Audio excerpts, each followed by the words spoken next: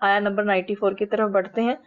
قل کہہ دیجئے ان اگر کانت ہے لاکم تمہارے لیے الدارو گھر الآخرۃ آخرت کا عند اللہ پاس اللہ کے خالصتاً خاص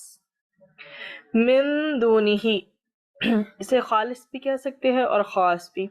من دونی علاوہ الناسی لوگوں کے فتمنوا تو تم کیا کرو تمنا کرو الموت موت کی ان اگر کنتم ہو تم صادقین کیا سچے. اس میں یہ کہا کہ آپ کہہ دیجئے کہ اگر تمہارے ہی کہنے کے مطابق جو تم خود کہتے ہو کہ اللہ تعالیٰ کے نزدیک آخرت کا گھر اور دوسروں کے علاوہ خاص تمہارے لیے ہے. مطلب ایک تو ہوتا ہے نا انسان یہ کہے کہ یہ چیز جو ہے اس کے لیے اور میرے لیے بھی ہے, وہ تو کہتے ہیں کہ یہ خالص جو ہے نا ہے ہی ہمارے لیے. تو تم پھر ایسا کرو اگر تمہیں لگ رہا ہے کہ آخرت کا گھر جو ہے وہ بہترین ٹھکانہ ہے تمہارے لیے, تو پھر کیا کرو موت کی تمنا کرو, موت کی آرزو کرو اگر تم اپنے دعوے میں سچے ہو. لیکن یہ نہیں کریں گے. کل آپ ان سے کہہ دیں ان کانت لکم الدار الآخرہ, یعنی کہ اگر آخرت کا گھر یعنی جنت, صرف گھر ہی نہیں جنت تمہارے لیے ہے,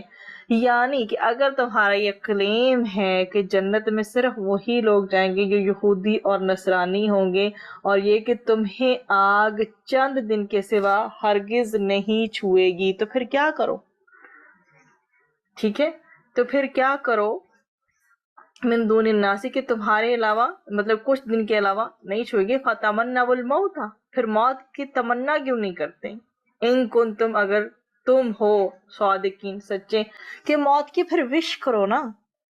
کہ تمہیں لگتا ہے کہ اس دنیا کی زندگی ختم ہوتے ساتھ ہی ایک کلک ہوگا بس تم سیدھا کا سیدھا کدھر پہنچ جاؤ گے, تم جنت چلے جاؤ گے. تو پھر کیوں نہیں تمنا کرتے موت کی تمنا کرو, کیونکہ اس کے بعد تو تم جنت میں چلے جاؤ گے جو خالص تمہارا ہی گھر ہے. یہ یہود کو یہ بات کہی جا رہی ہے کہ کرو پھر اس کی تمنا, کرو پھر اس کی دعا. تو اس میں بیسیکلی اگر اس کو دیکھا جائے تو یہ اس طرح کی جو آیات ہوتی ہیں ان کو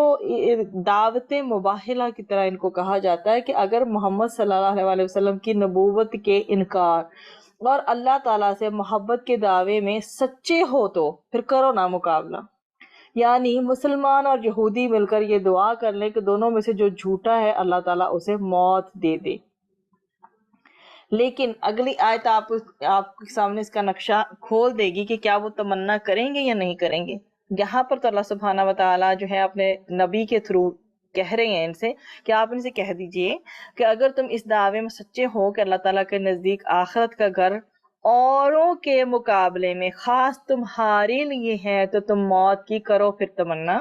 اس لیے کہ جس شخص کو یہ یقین ہے کہ وہ جنتی ہے اور اللہ تعالیٰ کا فیورٹ اور پسندیدہ ہے, پیارے لوگوں میں سے ہے, تو وہ ضرور دنیا کی پریشانی اور مصائب اور مصیبتوں والے گھر سے نجات کی تمنا کرے گا, اور اس کو ایک ہی چاہت اور خواہش ہوگی کہ وہ اللہ تعالیٰ سے کب جو ہے وہ ملاقات کر لے. تو وہ تو اللہ تعالیٰ سے ملاقات کا پھر مشتاق ہوگا.